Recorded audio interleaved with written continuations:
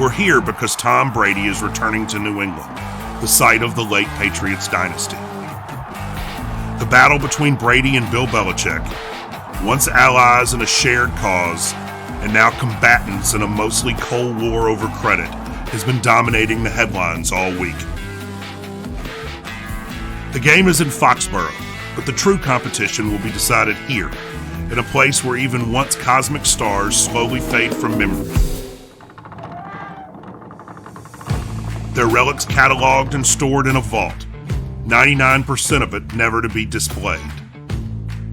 The bust room always provokes such a mix of awe and melancholy, because all these men sacrificed so many other parts of their life to be here, and yet some of them are now forgotten names on a wall.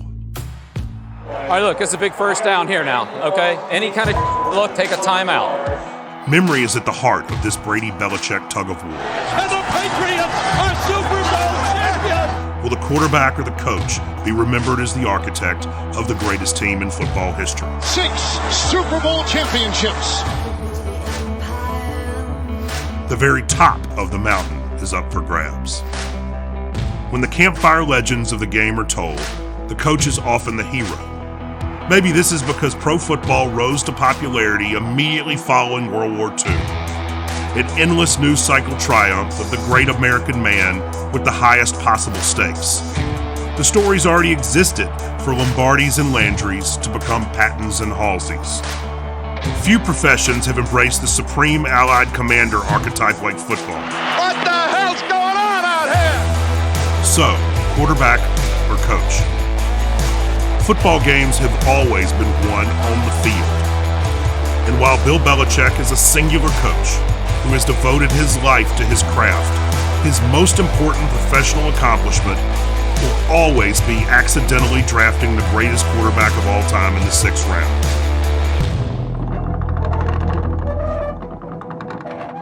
Here's Brady's draft card. Yeah, it's the real one. Tom Brady won a Super Bowl as a quarterback without Bill. Tom Brady is a Super Bowl champion again. Bill hasn't won one as a head coach without Tom. Man, does that stink. God, that stinks. The competition for credit is ongoing, but Tom is winning. For now. The clock is ticking for both of them. Once Brady and Belichick worked together, and now they are slipping separately into the ruthless amber of the American past, where their achievements will no longer be theirs to define.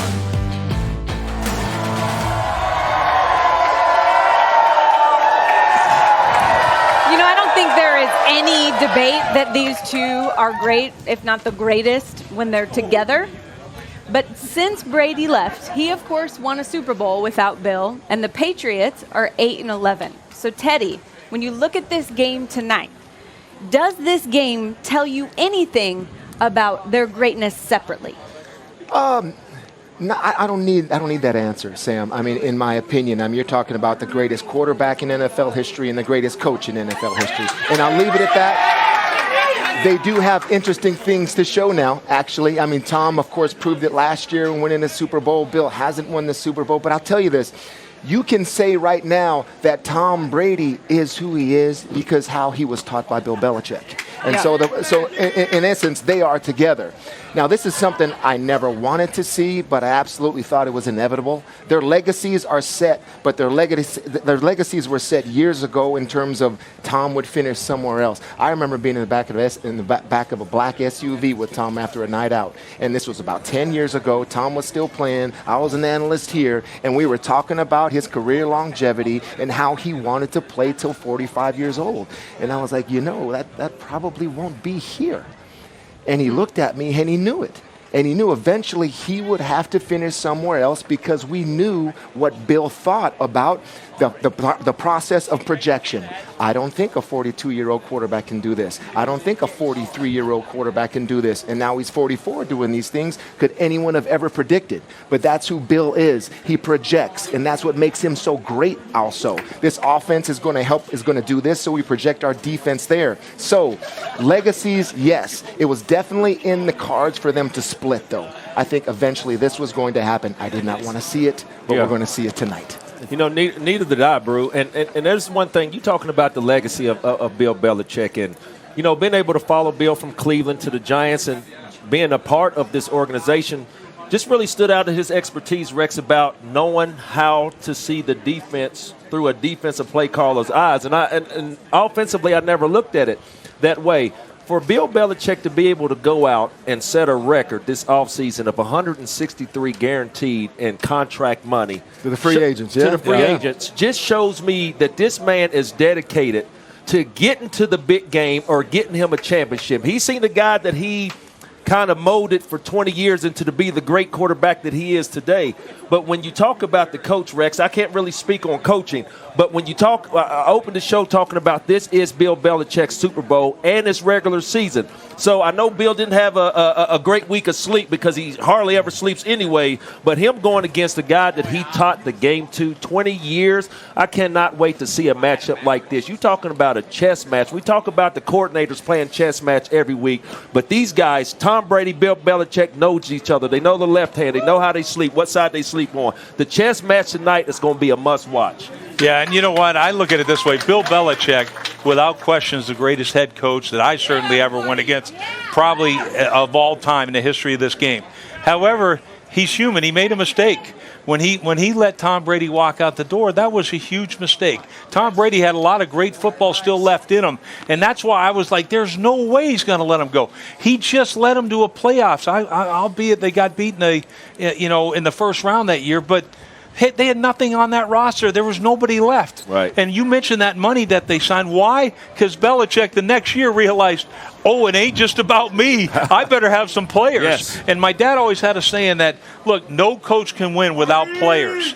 There's some coaches can't win with them, but no coach can win without them. One thing I'd like to say about this that I've never heard anybody really talk about, and that's the sacrifice that Tom Brady made here. Tom Brady made more of a sacrifice physically, mentally, but also financially. He stayed with this team. He took a lot less money to stay with this New England Patriots for years and years and years. And so to me, that's important. And when they decided to move on from Brady, I thought it was a huge error. And that's why I think there is a chip on that shoulder tonight. We're going to see it. And all this, I'm going to say this. Of all these fans, I used to come out here all the time, okay? And I would get my tail kicked here all the time. I get it, all right?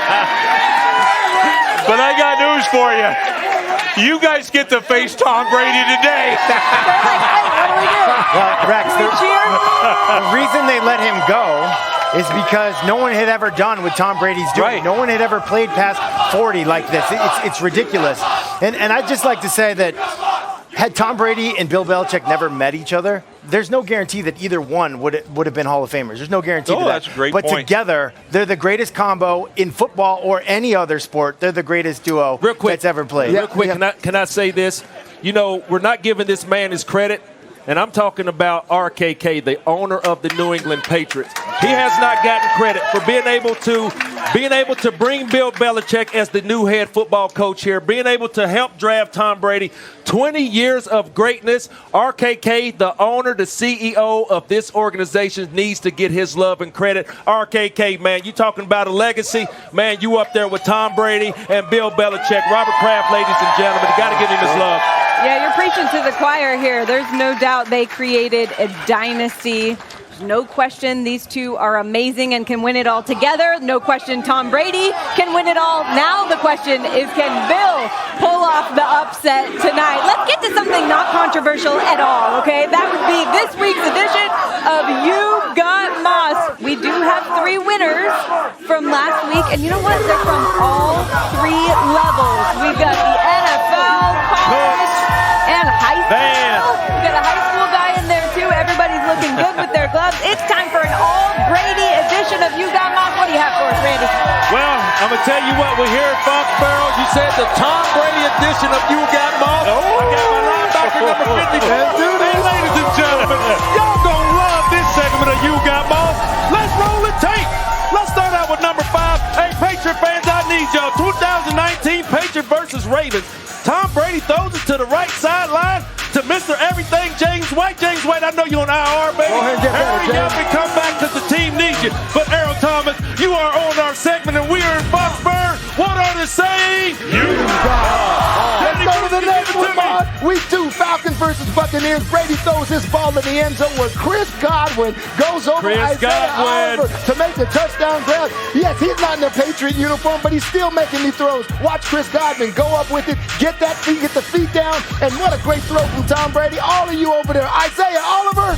Boy, I love it from the Patriot fan. Let's go 2017 Patriots Bills. This is a familiar sight know this here. guy. Man, is that Mr. Rob Gronkowski over DB Mika Hyde? Hey, Mika Hyde, there's nothing you do. That's just the Rob Gronkowski being the Gronkster. You know what the saying is. You got more. Number 2, 2007. I'm going to be a little biased here. Go ahead and say it, Mike. We know this guy. Right there over Jonathan Joseph. Ladies and gentlemen, I love being a Patriot, but the saying is, you got more. Last but not least, saying ain't so is another Moss site. We go down to the dirty South Miami Dolphins over 2 defenders. Cameron World. Hey, Cameron World, we just in Foxborough. What is the saying, ladies and gentlemen? You got more. Hey, that's the Tom Brady edition of the You Got More plays for week 4. Hey, Patriot fans, I want to thank you all. God bless you. Thank you.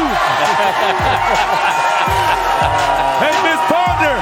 What else, Miss Ponder? Back to you, woman. I think that's unfair. How does anybody in You Got Moss beat Randy Moss in his own segment? I say we gotta. Randy's got his own gloves.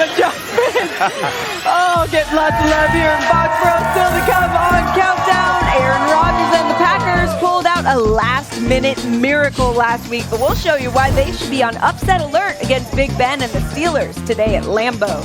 And before Russell Wilson and the Seahawks look to bounce back today against Jimmy G and the 49ers, we're taking a look back at some of the rivalry's most unforgettable moments. You talking all that shit. Now come on, you gon' have to back it up. If I get too high. We found